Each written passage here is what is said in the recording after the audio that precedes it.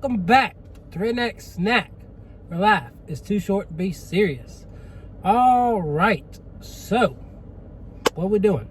We are at Potbelly. This is the second Cuban themed item I've tried today. It's as if, and I think I've tried 3 in the last month. It's as if we're at a point where Cuban flavored items, the ingredients that go in them, A, they're probably readily available, B, they're cheaper, because that's how market trends go. It's they like to trend towards the cheaper supplies, with the predictive analysis of what's going to be cheaper. So I'm guessing mustard and pork are cheaper items. Everything seems to be going up.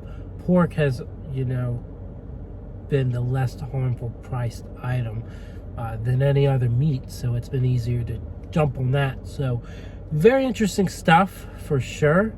I'll be keeping my eye out to see if there's any other Cuban things coming. But Potbelly, I've never been a huge fan. I would argue that, even though they're a smaller chain, they're with Subway in terms of quality. I think they're lower quality. And I still need to really eat more Which to know what I think about them as compared to everyone else. But I feel like I would put Potbelly right there with Subway, and not in a good way. So sun's going down. I have the sub.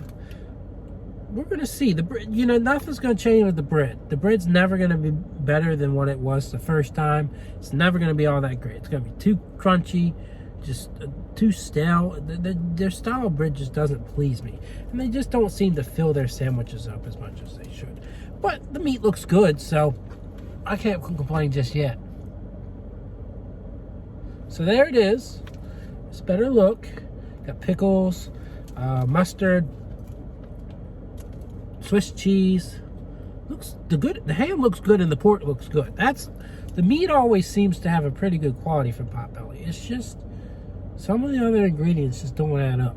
So anyways, go ahead, subscribe, like, comment, and share this video, and check out my Instagram, Redneck Snack. I can't remember who else has Cuban stuff, but there's other places. So eat with me.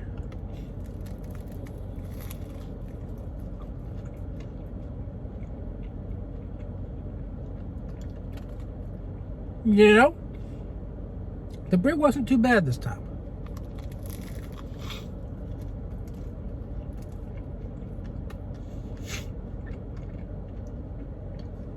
It's not too dry.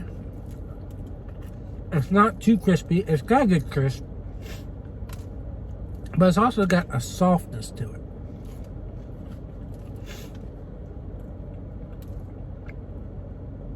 It's got plenty of meat. The mustard's not too tangy.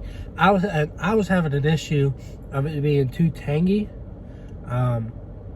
when I had it at Habit Burger. I thought theirs was a bit too tangy. It lacked pulled pork. So I thought that was my issue with that. So I like this better than what I had at Habit Burger. We'll start there.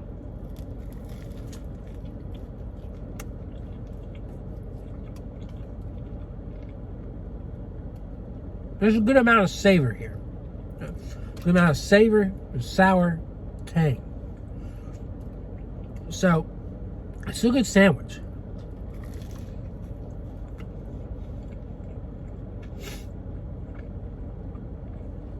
Would I call it the best daggone sandwich you'll ever have?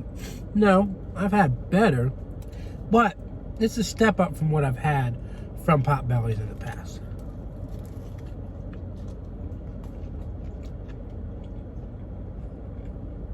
Like, I'm really enjoying this. So for me, I would give it a 7.5. I think that's a fair place to put it. So